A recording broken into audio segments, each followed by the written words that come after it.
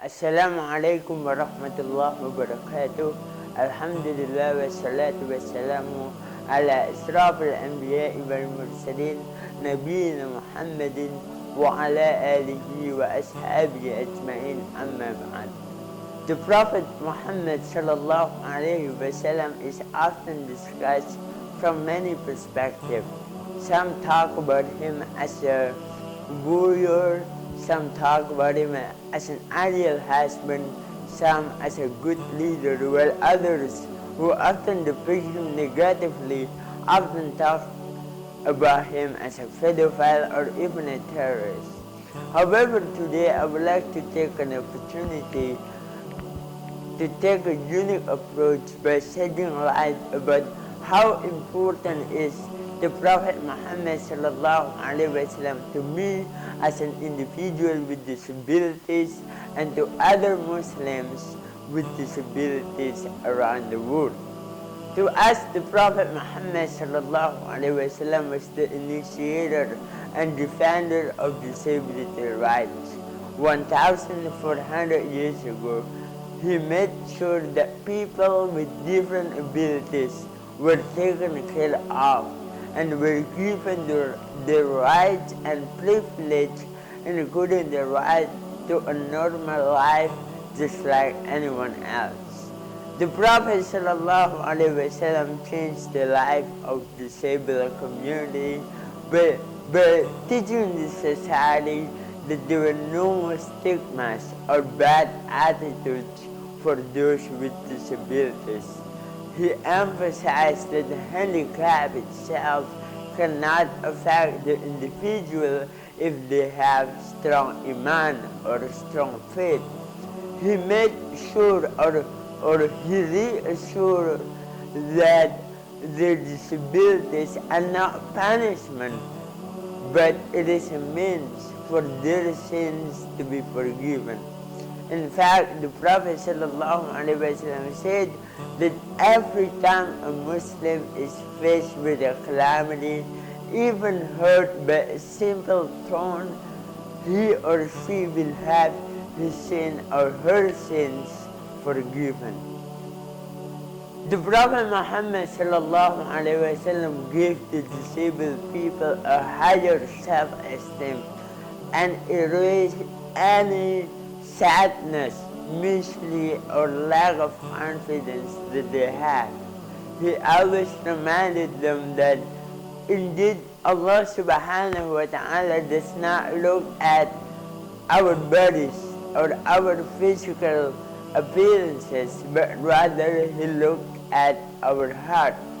The Prophet sallallahu alaihi wasallam stood for human rights and abolished discrimination based on disability, which was prevalent during pre-Islamic times.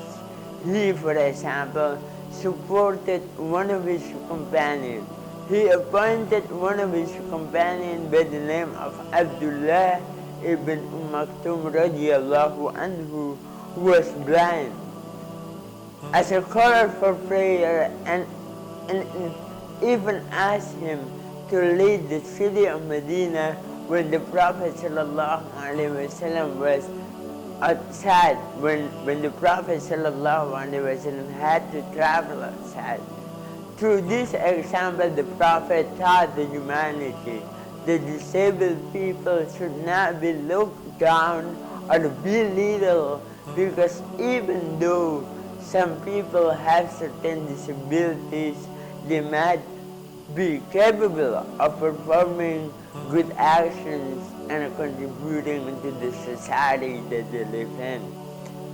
One of the best companions of the Prophet ﷺ was also Julaybi, who was deformed in his appearances and short in height.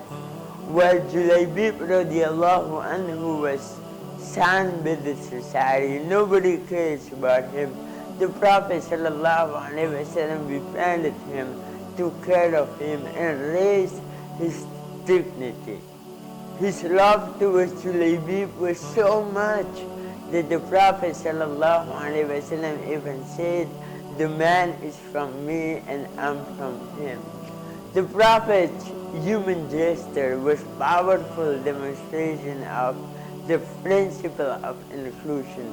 It was a dramatic and act of advocacy in word and action on the part of a community leader to educate his society about the significance of accepting and accommodating others for what they are and honoring those who others may have pushed aside in the society.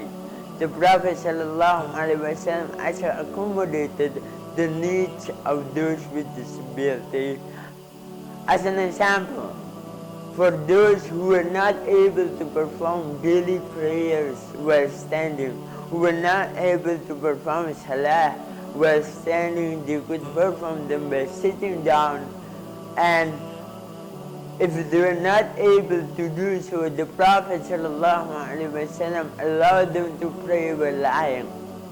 The Prophet ﷺ actually said that the one who recites the Quran with difficulty, stammering or stumbling through 8 verses or through the verses of the Quran, he or she would have twice the reward of those who recite perfectly.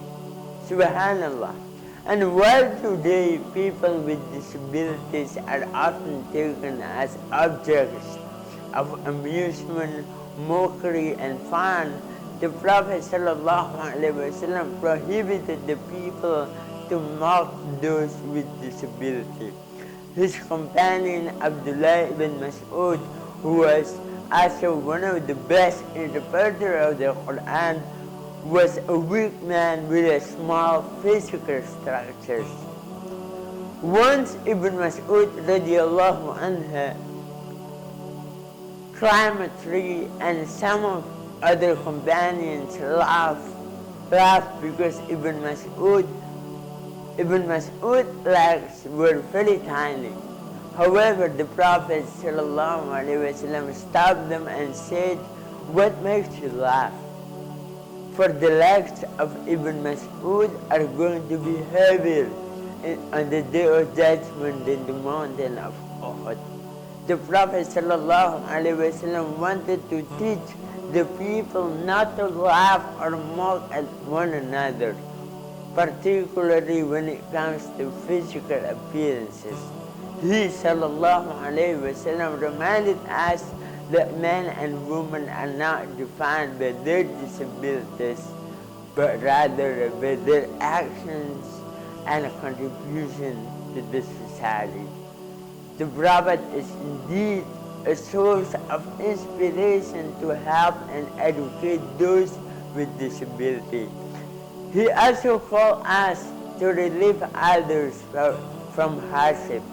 He said that whomsoever remove difficulties in people's life in this world, Allah subhanahu wa ta'ala will remove his or her difficulties in the hereafter. He also called the entire society to follow his examples in taking care of those with special needs by promising that innakum biltuzakuna lidu'afaikum, that we are given our sustenance and victory from the features of those who are weak among us. So our victory, our sustenance can come by us helping and taking care of those who are weak among the society, including those who have disabilities. Such were the Prophet ﷺ's treatment to those with disability. And we hope that by us knowing how the Prophet ﷺ dealt with the people of different abilities, we could implement and we could apply his teachings. And we hope that the society will have better dealings with those with disabilities. And I hope all of us can make the disabled community in our ummah a better life. Jazakumullahu khairan. Ahidu da'wana. Assalamu alaikum wa rahmatullahi wa barakatuh.